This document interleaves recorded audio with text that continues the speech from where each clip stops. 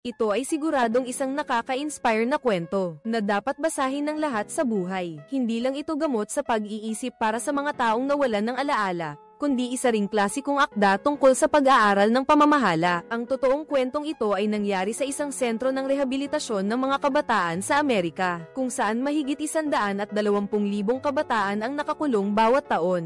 Sa mga ganitong lugar, pagkatapos marehabilitate at palayain, 75% pa rin sa kanila ang mahuhuli ulit o mamamatay sa kalye, gaya ng sabi ng manager na si Sean. Para itong babuyan dito, pinapataba para pakawalan tapos papatayin. Alam ko yan.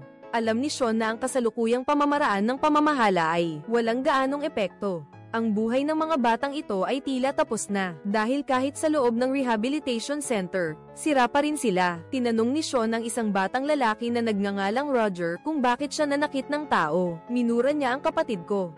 Ang dahilan na ito ay talagang nakakatawa. Buong pusong ipinaliwanag ni Sean na bukas ay lalaya ka na. Kung magpapatuloy ka, saan ka mapupunta pagkatapos ng 4 na taon? Sa kulungan. Hindi, patay ka na. Pero hindi niya pinakinggan ang sinabi ni Sean. Kinabukasan, nagpakamatay siya nang ibalita ito ng katulong kay Sean. Hindi pa nga siya nakakalungkot. Sa dormitoryo, may nag-aaway na naman, kaya agad niyang inawat ang lahat. Itong matabang si Junior ay sanay na sanay ng makulong, at muling kaharap ang mga kabataang ito. Paano kaya sila mamamahalaan at gagabayan ni Sean sa tamang landas? Gusto niyang tulungan ang mga batang ito, pero wala siyang mas magandang paraan. Pauwi siya, nakita niyang may ilaw sa isang paaralan. Lumabas na isang grupo ng mga estudyante sa high school ang nagsasanay ng husto. Nakita niya na punong-puno ng sigla ang mga batang naglalaro ng football. Sa sandaling iyon, isang matapang na ideya ang biglang pumasok sa isip ni Sean. Kinabukasan, pagpasok niya sa trabaho, sinabi niya sa leader ang kanyang ideya. Pero kung gagawing isang team ng football ang isang grupo ng kriminal, para namang nagbibiro, sabi ng leader, tingnan mo, ang lahat ng pamamaraan namin ay idinisenyo para pigilan sila. Tumakas, pero sa garantiya ni Sean, pumayag pa rin ang liderato, dahil wala na rin namang mas magandang paraan ngayon para baguhin ang mga batang ito, kaya hayaan na lang natin si Sean na subukan. Sa totoo lang, wala nang gaanong oras si Sean, dahil kailangan pa niyang alagaan ang kanyang inang may malubhang sakit. Alam ng kanyang ina ang ideya ni Sean kaya sinabi niya na imbes na maglaan ng oras sa pag-aalaga sa isang taong malapit ng mamatay tulad ko, mas makabuluhan kung tutulungan mo ang mga kabataan. Ang mga salitang ito ay malinaw na nagbigay ng dagdag na lakas kay. Sa locker room, sinimulan ni Sean na buuin ang kanyang team. Pumili siya ng mga taong halos wala ng pag-asa, gaya ng batang magnanakaw ng kotse o yung nagbebenta ng harina. May isa ring miyembro ng gang na 75, at si Junior na laging nagkakagulo, gusto ring sumali. Pero hindi pumayag si Sean dahil hindi pwedeng may mga taong hindi magkasundo sa team. Gusto ring sumali ng isang batang lalaki na nagngangalang Bug. Inatasan siya ni Sean na mag-asikaso ng inumin para sa team. Sa huli, pinili niya si Willie na baguhan dahil alam ni Sean na kaya niya. Namatay ang pinsan ni Roger. Ayaw sanang sumali ni Willie noong una. Kailangan mong sumali dahil gusto kong mas humaba pa ang buhay mo kaysa sa pinsan mo. Namatay si Roger, ang pinsan ni Willie, sa mismong harapan mo. Pinatay si Roger ng mga miyembro ng 75, kaya kasali si Willie sa 88. Gusto niyang maghiganti para sa pinsan niya. Ang totoo, ang 88 at 75 ay mga pangalan lang. Mga pangalan lang ng 2 kalye. Ang 88 at 75. Binigyan ka ng baril ng leader ng 88. Agad kang pumunta sa 75 para hanapin ang pumatay kay Roger. Pero dahil sa sobrang takot, basta na lang nagpaputok ng baril si Willie. Tapos nagpapanik at tumatakbo. Nakakalungkot talaga ang pag-iisip ng mga kabataan ngayon. Nang umuwi si Willie na may baril, nakita niyang sinasaktan na naman ng kanyang stepfather ang kanyang ina. Sinubukan niyang pigilan ito, pero itinulak siya at natamba. Nang makita niyang sinasaktan ang kanyang ina, binunot niya ang baril. Hinamon ng stepfather si Willie na hindi niya kayang bumaril, pero dahil sa takot, nawala na si Willie sa katinoan. Hindi niya sinasadya, napatay niya ang kanyang stepfather. Ang kawalan ng kontrol dahil sa takot, ang pinakamalaking kahinaan niya. Balik kay Sean, nakapili na siya ng mga miyembro ng kanyang team. Ang susunod na kailangang ayusin ay ang usaping propesyonal ng team. Iyon ay, kung sino ang makakalaban. Nagsimulang makipag-usap si Sean sa mga high school. Umaasang payagan ng kanyang team na sumali sa laban. Pero nang marinig ng kalaban na sila ay mga kriminal, tumanggi sila. Agad-agad, nang marinig ng punong guro na ito na may miyembro sa team na galing sa gang, muling tinanggihan si Sean. Hindi ko alam kung ilang eskwelahan na ang pinuntahan ni Sean. Sa wakas, may isang eskwelahang nagmalasakit. Sumang-ayon silang sumali sa liga pagkatapos malutas ang isyu sa kompetisyon. Ang susunod na kailangan ay bumuo ng isang dekalidad na team. Una, nagtakda si Sean ng mga patakaran para sa team. Sabi niya, hindi niya alintana kung saan kayo nagmula o kung saan gang kayo kabilang. Pero ngayon, kayo ay kabilang na sa Mustangs. Sa Mustangs, 3 lang ang dapat gawin, matutong makisama sa iba sa dormitoryo, mag-aral ng mabuti sa klase, at mag-ensayo ng mabuti sa field. Sa team na ito, ang sinasabi ko lang ang masusunod. Kapag kayo ang nagdesisyon para sa sarili nyo, ipinapadala nyo na ang sarili nyo sa kulungan. Maging ganap na talunan samantalang ang Mustangs ay isang koponan ng mga panalo. Kung tatanggapin ninyo ang hamon ko sa katapusan ng Disyembre, kayo'y magiging tunay na mga panalo. Ito ang patakaran na itinakda ni Sean at ito rin ang layunin niya. Para sa koponan pagkatapos mabuo ang koponan, nagsimula na rin ang matinding pagsasanay. Sa panahon ng pagsasanay, sisigaw si Sean na kayanin nyo yan. Mayroon kayong dangal, kayanin ninyong tiisin ang hamon. Kayanin ninyong gawin ng mas mahusay ang mga miyembro. Isang hakbang ng paglago sa pinakadirektang pagtulak at pagkilala. Ngunit ang mga bagay na ito lamang ay hindi kayang baguhin. Ang pagkamuhi sa pagitan ng mga miyembro ng iba't ibang gang sa loob ng koponan. Siyempre, mayroon ding mga hindi makakatiis sa pagsubok at gustong sumuko. Sigaw ni Sean, kung gusto mong sumali ulit, sana maging mas matapang ka kaysa dati. Pagkalipas ng 1 linggo, sinimulan ni Sean na hikayatin ang mga miyembro ng Mustangs. Sinasabing sila ang pinakamahusay na koponan sa pagsasanay, isang koponan na dapat ipagmalaki. Ang mga pampasiglang salitang ito ay tiyak na makakatulong sa mga miyembro. Bumuo ng kumpiyansa at pakiramdam ng pagpapahalaga sa sarili. Pakiramdam ng pag-asa para sa mga kabataang bigo na tulad nito, na marahil ay bihira noon makarinig ng mga ganitong pampalakas loob. Lahat ay nagtaas ng kamay dahil sa paggabay ni Sean, na kumpleto ng grupong ito ng mga kriminal ang laban. Unang beses nilang nakita ang koponan ng Mustangs na puno ng sigla, kaya si Junior ay mas lalong gustong sumali. Nang gabing iyon, nagtuturo si Sean ng teorya sa mga miyembro. Nakikinig din ng mabuti ang mga batang ito, kahit na talagang mahina ang kanilang pundasyon. Basta't gusto nilang matuto, masaya si Sean na turuan sila ng matyaga. Sa sandaling ito, bigla siyang nakarinig ng kakaibang ingay sa labas. Lumabas na nagpapraktis ng pagbangga si Junior. Lumapit si Sean para pigilan si Junior. Dahil hindi ka miyembro ng Mustangs, hindi ka maaaring magpraktis dito. Sa pagkakataong ito, ipinahayag ni Junior ang kanyang damdamin. Sinabi niya ngayon ang ika-2 kaarawan ng kanyang anak, ngunit nakakulong siya at hindi niya makasama ang kanyang anak. Ayaw na niyang maging sunod sa Niren. Gusto niyang maging isang tunay na lalaki. Tinanong ni Sean kung paano raw kita mapagkakatiwalaan. Sagot ni Junior, hindi ko raw sisirain to. Noong nakaraan, noong pinalaya ka, ganyan din ang sinabi mo sa hukom. Hindi na mauulit yon. Ayoko nang maging talunan. Guluhin ang lahat, coach. Gusto kong ipakita sa lahat na kaya kong maglaro. Hindi ako walang silbi. So, pumayag si Sean sa'yo. Nagpatuloy ang matinding pagsasanay. Dahil sa kakulangan ng gamit, hindi maiiwasan ang banggaan ng katawan sa pagitan ng mga miyembro. Humantong ito sa pagtatalo ni Willie ng gang 88 at Owens ng gang 75, lalong lumalabas ang hindi nila pagkakasundo. Habang nagpapraktis, nagkainitan sila at nag-away. Pinagalitan ni Sean, sinabing ang problema sa loob ng court, sa court din dapat lutasin. Pagkatapos, tinanong niya silang dalawa kung bakit hindi sila nagtutulungan. Pareho nilang sinabi na pinatay ng gang ng isa't isa ang kaibigan nila. Gusto niyo bang magtanim ng galit ng ganito na lang? Gusto niyong magpatayan dahil lang magkaiba kayo ng piniling landas? Magkaiba ng lugar? Hindi ba natin pwedeng ayusin to dito? Mga tauhan lang kami, walang saysay ang mga sinasabi namin. Pero dito, ngayon, may saysay yan.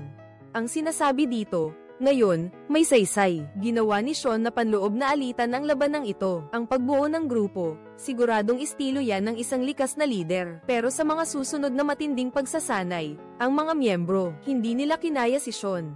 Sabi niya, kapag hindi maganda ang ensayo, walang tubig. Ang araw ay nagbabaga na parang apoy na sumusunog sa lahat. Si Willie ay umupo agad sa lupa, at sumunod na rin ang lahat ng miyembro sa harap ni Sean. Nagwelga silang lahat bilang protesta. Nang makita ito ni Sean, napangiti siya. Ang natural na manager na ito ay nagsabi ng isang napakagandang bagay. Sabi niya, sa wakas, Isa na kayong tunay na team. Habang dinadala ang kanyang ina sa ospital, sinabi ni Sean sa kanyang ina kung masyado ba siyang malakas. Masyado bang istrikto sa mga batang iyon, dahil alam din niya bilang isang manager, kung masyadong malakas, madaling mawala ng mga miyembro ang kanilang sarili. Pero kung masyadong malumanay, hindi uunlad ang mga miyembro. Nakita ng nanay mo ang iniisip ng anak niya. Sabi niya may talento ka. Kapag nagsuot ka ng sombrero, para kang isang artista. Hindi mo sila pwedeng piliting maging katulad mo. Ang sinabi ng nanay mo ang nagpamulat kay Sean, para makapagsuot agad ng gamit sa pagsasanay ang mga miyembro. Hindi sumunod si Sean sa proseso, direkta siyang pumirma para bumili ng $10,000 na gamit. Masususpinde ka. Alam mo yan, di ba? Opo, alam ko. Pero kailangan mo munang magsulat ng 784 at pagkatapos, hihilingin ko na magkaroon ng pagdinig na kinailangan kong ipagpaliban dahil may sakit sa pamilya. Tapos iaapela ko ang desisyon na iyon. Sa oras na iyon tapos na ang season. Tingnan mo, Dexter, gamit na namin yan. Hindi mo na yan mababawi. Hayaan mo na sa mga bata, yung pinaghirapan nilang makuha. Okay. Sa sinabi mo, wala nang magagawa ang leader. Mukhang isinugal na ni Sean ang lahat para sa mga batang ito. Sa araw ng dalaw, lahat ay may dumalaw na kapamilya. Tanging si Willie lang ang nag-iisang nakaupo. Dinala na ni Sean ang kanyang nobya bago pa siya mahuli. Hindi pa rin siya tuluyang sumusuko sa kanya. Naghihintay pa rin siyang magbago, pero hindi pa sila gaanong nakakapag-usap ng bastyusin ni isang walang hiya, si Willie. Agad na nagalit si Willie. Gusto niyang gumanti at hindi man lang inalala ang nobya sa tabi niya. Pinapayuhan siya ng nobya.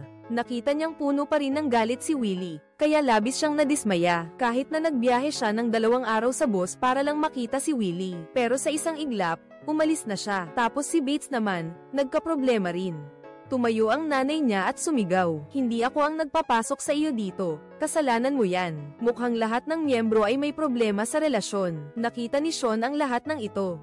Sinimulan niyang maghanap ng solusyon para sa bawat manlalaro. Una, kinausap ni Sean si Bates.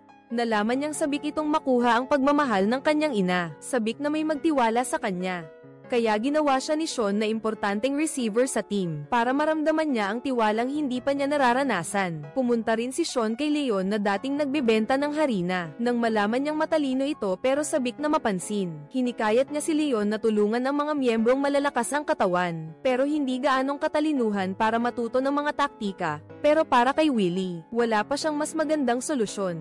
Sinusuri ni Sean ang bawat sulat na isinusulat ng mga bata. Sa mga sulat, nalaman niyang lumipat na ang nanay ni Willie. Ayaw na raw nitong magkaroon ng anumang relasyon kay Willie. Ang nag-iisang nagmamalasakit kay Willie ay ang girlfriend niya. Hindi rin siya sumagot sa mga sulat. Buong pusong gustong tulungan ni Sean ang mga bata. Paano kaya niya ililigtas ang mga kawawa at nakakalungkot na batang ito? Malapit na ang laban, pero nasaktan ang pangunahing manlalaro na si Junior habang nag-insayo. Habang isinasakay siya sa ambulansya, nagsimulang umiyak ang mga preso na ito ng may pagmamahal. Nang gabing bumalik mula sa ospital, sinabi ni Sean sa lahat, walang malubhang problema si Junior. Nang marinig ang resulta, nagpalakpakan at nagdiwang ang lahat. Sinabi pa ni Sean na na-dislocate ang disc ni Junior, kaya hindi siya makakasali sa laban kasama ninyo. Nang marinig ito, agad nawala ng pag-asa ang mga bata sa laban. Nakita iyon ni Sean at sinabing hindi lang sa isang manlalaro na kasalalay ang panalo, kundi sa pagkakaisa ng lahat sa loob ng court. Habang nag-insayo ang team, nagkaroon ng gulo sa kabilang kampo. May gustong tumulong na miyembro, pero agad itong pinigilan ni Sean. Sabi ni Sean, ang Mustangs ang tunay niyang mga kapatid. Pinayuhan din ng mga kakampi ang lalaking ito na kumalma, at nagsimulang mangutya ang hindi natulungan. Sabi ng mga miyembro ng Mustangs, duwag daw sila at walang kahit kay-titing na tapang. Duwag ka, at wala ka ni kay-titing na katangian para maglaro ng football. Anong nangyayari sa Mustangs? Nakita nilang bumalik si Junior, nagtipon silang lahat pagkatapos batiin ang mga kapatid niya. Sabi ni Junior, miss na miss ko kayo noong nasa ospital ako. Miss ko ang ating koponan, miss ko ang bawat isa sa inyo, para kayong pamilya ko. Habang lumilipas ang panahon, lumalakas din ang pagkakaisa ng koponan. Sa unang laban, nakasuot ng puting jersey ang lahat ng miyembro, na parang hindi sila nagpunta sa kampo. Tinitingnan sila ng mga batang hindi kasali sa team ng may paghanga. Hindi paghanga sa malilinis na damit, kundi sa diwa ng pagbangon ng Mustangs. Sa puntong ito, napansin ni Sean yung matabang batang umalis sa team. Napansin ang iniisip niya, tinawag siya ni Sean at tinanong kung gusto niyang bumalik sa Mustangs. Hindi. sabi ng matabang bata, pero hindi raw kaya ng katawan niya. Sabi ni Sean, basta may puso siya, sapat na, alinsunod sa pagiging inklusibo ng team. Ginawa niya yung matabang bata na tagapamahala ng gamit ng team. Dahil alam na ni Sean kung ano ang tunay niyang layunin sa pagbuo ng team na ito. Sa locker room ng junior field, tinutulungan niya ang bawat miyembro na magsuot ng gamit. Dahil hindi siya makapaglaro, gusto niyang gawin ang makakaya niya. Para tulungan kayo bago ang laban, masayang sabi ni Sean. Ngayon na ang oras para patunayan ang sarili ninyo at patunayan sa lahat na, kahit nakakulong kayo, kung sino kayo, kung ano ang nararapat sa inyo. Handa na ba kayong lumabas at kunin ang sa inyo, at para patunayan na naghirap kayo sa pag-insayo para dito? Sabi nga ni Sean, tanggapin natin ang hamon ng Mustangs. Lahat ng miyembro ay ginado. Sa ilalim ng gabay ni Sean, sumugod ang Mustangs sa court. Dumating sila sa larangan ng digmaan para patunayan ang kanilang sarili sa unang pagkakataon. Punong-puno ng mga tagahanga ang panig ng kalaban. Samantalang sa atin, 2 leader lang ng rehabilitation camp ang naroon. Parang tsunami ang kalaban ng lumabas, kaya gulat na gulat ang mga miyembro. Kakasimula pa lang ng laban, bagbog na agad ang Mustangs matapos ang isang bigong atake. Pumunta si Leon kay Sean para humiling na palitan siya. Sabi ni Sean, hindi kita papalitan, pero hindi mo rin ako pwedeng biguin. Kailangan mong maniwala na kaya mong tapusin ang misyon. Nagpatuloy ang laban dahil sa takot ni Willie. Nakapuntos ang kalaban ng walang anumang hadlang. Nagagalit siya at malakas na ibinabato sa lupa. Ang pagkabigo ng Mustangs ay nagdulot ng pagtatalo sa kanila. Muling lumabas ang kanilang mainit na ulo. Nakita nilang walang kahit anong tapang si Willie. Nakatayo lang si Sean sa labas at nag-aalala.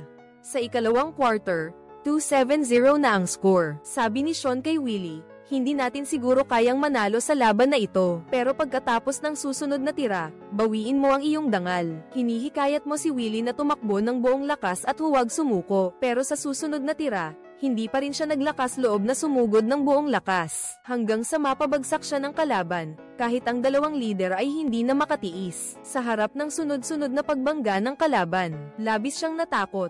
Takot na nagpawalang saysay sa kanya, at naging agresibo. Nang makita mo siyang nakikipag-away sa kalaban, kinailangan kang palitan ni Sean. Gusto pa ngang umalis ni Willie sa koponan para takasan ang sisinang. Nakita ni Sean na ang mga kakamp niya ay patuloy na nagkakamali, parang ulap na bumabalot sa buong koponan. Kahit labag sa kalooban nila, wala silang magawa kundi panoorin ang kalaban na umiskor. Natapos ang laban, talo ang Mustangs, 3-8-0. Balak sana ni Sean na pag-alitan sila, pero nakita niyang lumuluha ang mga miyembro. Lahat sila ay nakayuko at pinupunasan ang kanilang mga luha, kahit mga preso sila. Ngayon, mayroon din silang pagpapahalaga sa sarili para manalo. Nang makita iyon ni Sean, wala na siyang masabi.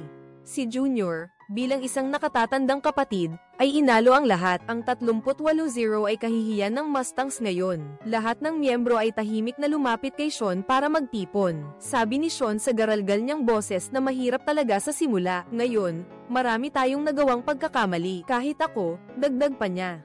3 taon na silang magkakampi. Tayo naman, 3 linggo pa lang.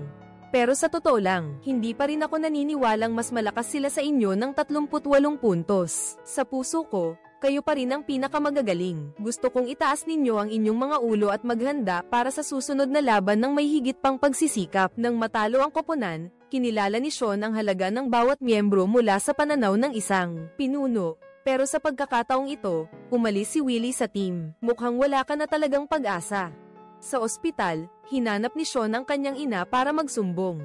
Hindi siya sigurado kung kakayanin ng mga miyembro ang pagkabigla ng pagkatalo. Sabi ng nanay niya, naaalala ko kung gaano ka nanlumo sa bawat pagkatalo. Sabi ni Sean, dahil iyon sa palaging pagtanggi sa akin ni Papa. At kapag sinisisi niya ang mga miyembro, para na rin siyang ama niya. Walang sinabi ang nanay niya dahil napagtanto na ni Sean ang kanyang pagkukulang. Ang pagkatalo ng team ay hindi lamang nakakababa ng moral. Pati ang pinuno ng kampo ng rehabilitasyon ay nagsisimula ng mag-alala. Gusto nang buwagin ng pinuno ang team. Sabi niya, binuo ang team para tulungan silang bumuo ng pagpapahalaga sa sarili. Pero ngayon, baliktad na ang nangyayari. Nag-aalala siya na hindi kayang harapin ng mga batang ito ang pakiramdam ng pagkabigo. Hindi na kaimik si Sean sa mga sinabing ito dahil sa loob niya, hindi rin siya sigurado. Sa pagkakataong ito, narinig ng empleyado ang pagsasanay sa labas. Kusang loob na lumabas ang mga bata sa court para magsanay sa ilalim ng araw. Lahat ay nagtungo sa court. Lumalabas na si Junior ang nag-uudyok sa lahat na magsanay. Hinihintay ng lahat ng miyembro si Sean na nahuhuli. Mukhang hindi naman pala mahina ang mga batang ito gaya ng inaakala. Sabi nga ni Junior, sawa na raw silang matalo. Kahit si Willie na pasaway, bumalik na rin sa koponan. Ipinasa ni Junior ang bola sa leader. Kaya sige, maglaro na tayo. Pero sa ikalawang laro, si Willie pa rin sa importanteng posisyon, sobrang kimi pa rin. Dahil sa pagkakamali niya, natalo na naman ang buong koponan. Nilapitan siya ni Sean at sinabing matatag naman daw siya. Sumusuko lang agad. Isa siyang manlalaro na may talento. Naniniwala pa nga ako na magiging isa siyang magaling na manlalaro. Tumingin si Willie kay Sean nang may pag-aalinlangan. Sabi pa ni Sean, tutulungan niya raw siyang abutin ang kanyang pangarap. Sa ensayo pagkatapos ng laban, si Sean mismo ang nagsuot ng gamit. Inutusan niya si Willie na hamanin siya hanggang sa mapabagsak siya nito. Gusto niyang malampasan ni Willie ang takot niya sa mga pagbangga. Paulit-ulit ito. Sa unang pagkakataon, bigo. Sa pangalawa, bigo pa rin. Hindi na mabilang kung ilang beses, nagsimulang tumingin sa paligid si Willie. Sumigaw si Sean, anong tinitingnan mo? Walang makakatulong sa iyo. Wala ka nang aatrasan. Ibuhos mo ang lahat ng lakas mo. Sumugod ka. Kahit na nag-iisa ka lang, sapat na ang sarili mo. Manalig ka sa sarili mo. Sigurado akong kaya mo akong talunin. Sa pagkakataong ito, talagang natalo mo ang malaking si Sean. Sabay-sabay na naghiyawan ng buong koponan para sa kanilang kapatid. Kasama na si Owens ng 75. Ang positibong diwa ng koponan ay pumalit sa mainit na ulo. Napagtagumpayan din ni Willie ang kanyang panlabas na takot. Sa susunod na laban, ang Mustangs ay nagkaisa. Sama-samang sumulong at umatras. Naibalik nila ang kanilang paggalang sa sarili. Pinatunayan nilang hindi sila walang silbi. Masaya silang naghiyawan sa ilalim ng paglubog ng araw. Unti-unting nilamon ng liwanag ang lahat ng miyembro. Ang mga magkakapatid na naglaban ay nalutas na rin ang kanilang alitan. Tinalikuran nila ang kanilang dating huwad na kapatiran. Dahil iyon ang tunay na halaga sa kampo ng rehabilitasyon. Ang mga miyembro ng Team Mustang ay tila hindi na mga bilanggo. Sila'y punong-puno ng sigla. Nagpanggap si Liens na na-dislocate ang balikat. Pagkatapos ay hinailan niya si Sean, na nag-aalala, papunta sa tubig. Maging ang katulong ni Sean ay hindi nakaligtas dito. Malaki ang naging pag-unlad ng team, pero nag-aalala si Sean. Dahil wala nang gaanong oras ang nanay mo. Gusto ng leader na magpahinga ka muna habang naghahanda si Sean sa pagsasanay. Parang may sinasabihan ng leader nang dumating si Sean sa dormitoryo. Tinawag ang mga bata na parang may nagawang mali at pinahanay. Sumigaw si Sean, bakit hindi pa kayo lumalabas sa ganitong oras? Naghiwalay sina Junior at Liens. Tapos binuhat ni Junior ang bulaklak na inihanda ng lahat. Sabi, para po ito sa nanay mo. Seryosong tumingin kay Sean ang mga bata. Umaasa silang makasama mo ang nanay mo ng mas matagal. Inabot ni Bates kay Sean ang tarheta na may pirma ng lahat. Taos puso silang bumati para gumaling agad ang kanyang ina. Napaiyak si Sean at nagpasalamat, at hinayaan silang mag-ensayo. Pagtalikod niya, tinawag siya ni Willie at sinabi, iaalay ko ang susunod na puntos para sa ating ina. Nagulat si Sean at napalingon, nanlalaki ang mga mata para pigilan ang luha. Parang basbas mula sa dormitoryo, hindi niya napigil ang tumulo ang kanyang luha. Pagdating sa higaan ng kanyang ina, itinuro niya ang bawat pangalan sa tarheta. Pinuri ang bawat isa na mababait na bata. Bago pumanaw, sinabi ng ina kay Sean, ang pinakamalaking tagumpay ko sa buhay na ito, ay ang mapalaki ang isang mabuting taong ipinagmamalaki ko. Ipagmamalaki ka rin ng iyong ama. Pero nang banggitin ng ama niya, nakita ko ang pagkadismaya sa mukha ni Sean. Lumabas na may malaking hidwaan si Sean at ang kanyang ama. Dahil alam ni Sean na wala nang maraming oras ang kanyang ina, nangako siya na napatawad na niya ang kanyang ama. Ilang oras ang lumipas, pumanaw ang kanyang ina. Ang laban kinabukasan ay parang panaginip para kay Sean. Nakatayo siya sa gilid ng court, iniisip ang kanyang ina, iniisip na sana'y napapanood niya ang lahat ng laban niya. Sa sandaling ito, itinuro ni Willie si Sean pagkatapos ng puntos. Pagkatapos, itinuro niya ang langit, iniaalay ang puntos na ito sa kanyang ina. Nang makita ito, labis na nasiyahan si Sean sa paglipas ng panahon. Ang pagbabago ng mga batang ito ay lalong lumalaki. Tinulungan sila ng koponan na hanapin muli ang kanilang sarili. Isa-isa silang sumulat ng liham sa kanilang pamilya. Ikinwento ang kanilang mga pagbabago habang pinapanatili ang kanilang relasyon sa pamilya. Ngunit si Willie lamang ang hindi nakatanggap ng sagot mula sa kanyang kasintahan. Tiningnan ni Sean ang address sa liham at nagmaneho papunta sa bahay nito. Pagdating doon, Nalaman ni Sean na hindi dahil ayaw sumagot ng kasintahan ni Willie, kaya itinago ng tatay niya ang lahat ng dahilan niya. Napakasimple lang, umaasa siya na makapagkolehiyo ang anak niya at putulin ang ugnayan kay Willie. Sinong ama ang gugustuhin mapasama ang anak niya sa isang miyembro ng sindikato, kaya wala siyang ginawang mali. Sabi ni Sean, nagbago na si Willie. Umaasa siya na mabigyan ng ama na ito si Willie ng pagkakataon. Ibinaba ni Sean ang sulat at umalis. Sa araw na ito, dinalaw ng leader ng Gang 88 si Willie. Tiningnan siya ng katulong at diretsyong tumanggi. Nang paalis na siya, nakita niya si Owens na nagbagong buhay na. Nang makita niya ang marka ng Gang 75 kay Owens, nagsimula siyang manakot at mangasar. Parang may masamang binabalak. Sa huling laban nga ng season, dumating siya sa field nang manalo ang Mustangs. Nagbubunyi sa pagpasok sa playoffs, dumating ang leader ng Gang 88.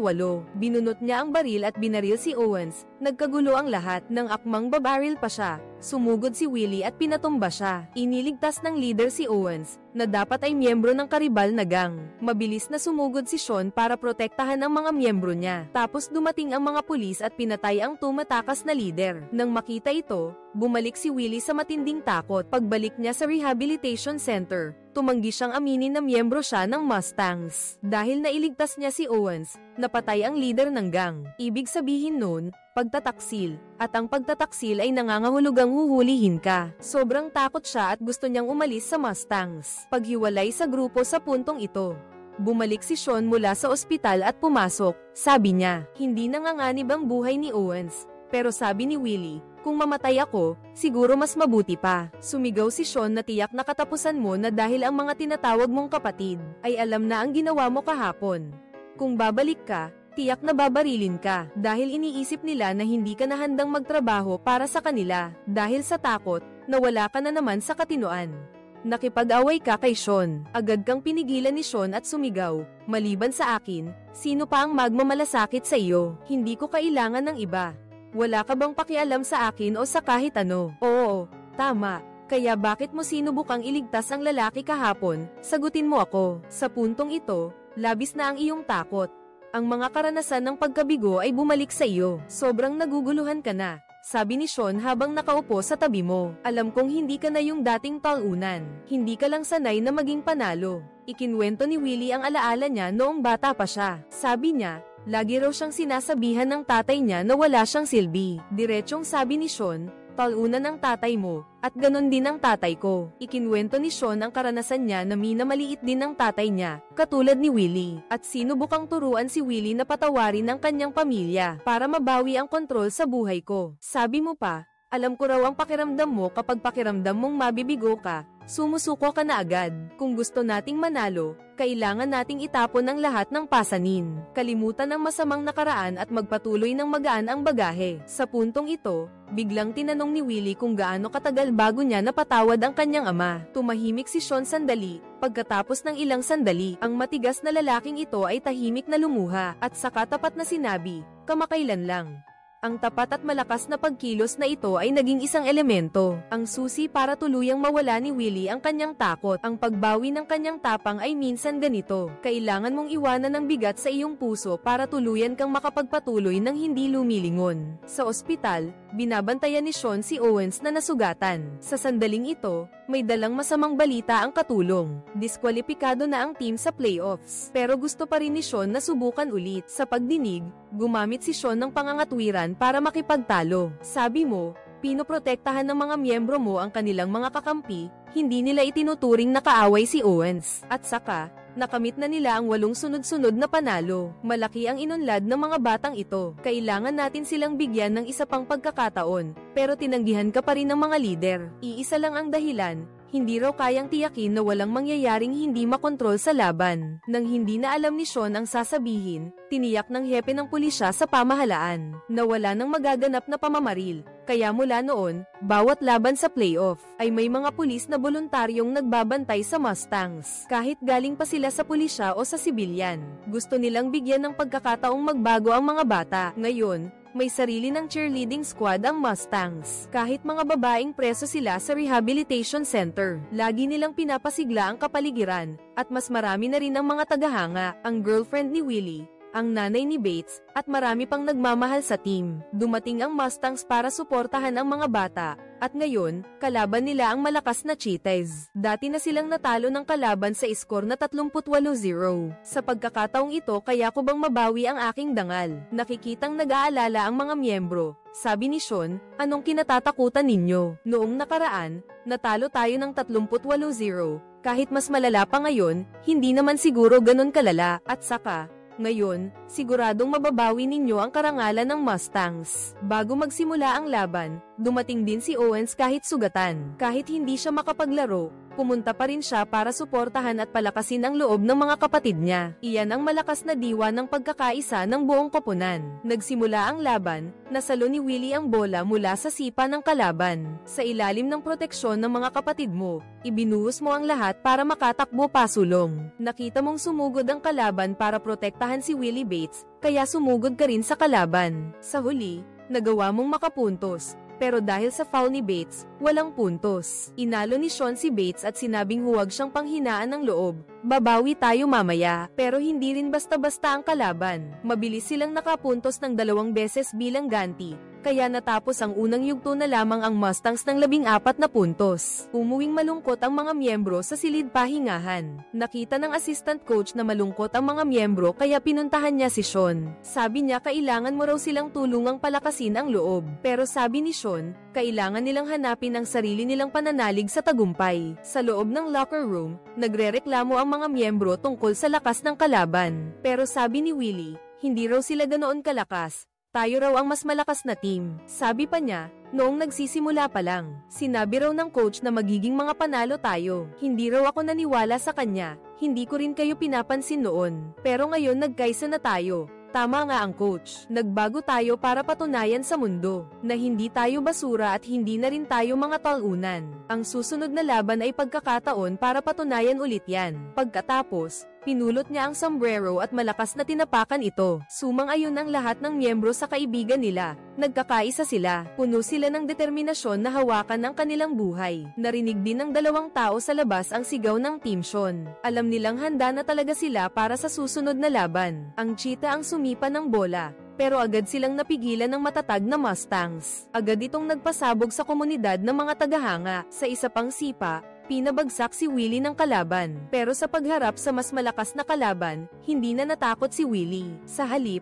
nakipag-usap siya sa kanyang mga kapatid tungkol sa susunod na taktika. Nagpatuloy ang laban, direktang ipinasa ni Leon ang bola kay Willie, na nasa posisyon para kontrolin at sumugod. Sa ilalim ng proteksyon ng kanyang mga kasamahan, humarap siya sa depensa. Sa huli, buong tapang siyang sumugod, pinabagsak ang kalaban at matagumpay na nakapuntos. Nagningning ang buong court dahil dito, at nagsisimula ng pumanig sa kanila ang laban. Pero dumating na ang ika-4 na quarter, 4 na puntos pa rin ang lamang ng kalaban. 1 minuto na lang, kailangan nilang umiskor para manalo. Ngayon, inihahanda ni Sean si Bates para mag-serve dahil gusto niyang magkaroon ng sapat na kumpiyansa si Bates na kulang sa kumpiyansa. Ito rin ang sikretong alas na matagal nang itinago ni Sean. Nang makita ni Sean na walang kumpiyansa si Bates, sinabi niya na isa lang itong laro. Subukan lang ang lahat ng makakaya habang nag-uusap ang mga miyembro tungkol sa taktika. Nasugatan si Junior, pero lumabas pa rin sa court.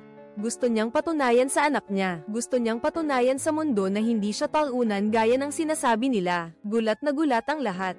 Kalmadong sinabi ni Junior na bahagya lang siyang na-dislocate. Mga kapatid, sumunod kayo sa akin. Tapusin natin ang misyon na to. Sa huling atake, direktang ipinasa ni Leon ang bola kay Willie para protektahan siya. Buong tapang na pinabagsak ni Junior ang 2 kalaban. Siya na lang ang natira. Hinarap ni Willie ang depensa mula sa magkabilang panig. Hinarap ang mga panunukso ng kalaban. Hindi siya nag-atubiling sumugod papunta sa scoring area. Ang huling puntos ni Willie ang nagpapasabog sa buong stadium. Ito ang sandali na nasaksihan ng kasaysayan. Isa rin itong sandali na karapat-dapat ikabaliw. Sino ang mag-aakala na ang isang grupo ng mga bigong teenager ay kayang talunin ng propesyonal na koponan ng high school? Hindi lamang nila tinalo ang dating malakas na kalaban, kundi natagpuan din nila ang kanilang nawalang buhay. Sa huling laban pagkatapos, bagamat hindi nila napanalunan ang kampyonato, pero wala nang tumatawag sa kanila na mga talunan. Mula noon, pinalaya na ang mga bata. Sa kanila, 24 ang bumalik sa eskwela. 3 ang nakahanap ng full-time na trabaho, 5 lang ang bumalik sa kulungan, pero malaki na ang ibinaba nito mula sa 75%. Pagkalabas ng kulungan, nakahanap ng trabaho si Junior at nakatira kasama ang pamilya niya. Si Owens, pagkatapos gumaling, sumali sa Washington Bates High School team. Bumalik sa kanyang ina at nag-aral sa kanyang bayan. Si Willie ay nakatanggap pa ng scholarship, full scholarship, kumakatawan sa isang nangungunang paaralan. Maglaro ng football kahit anong klaseng eskwelahan. At least makakalayo sa dating kalye 88. At patuloy pa rin si Sean sa kanyang kabutihan. Patuloy na hinuhubog ang mga susunod na henerasyon ng Mustangs. Gaya ng sabi ni Sean, kung kaya mong tanggapin ang sapat na hamon, at masanay na maging panalo, kahit mawala ang lahat sa buhay, maibabalik mo pa rin ang iyong paggalang sa sarili.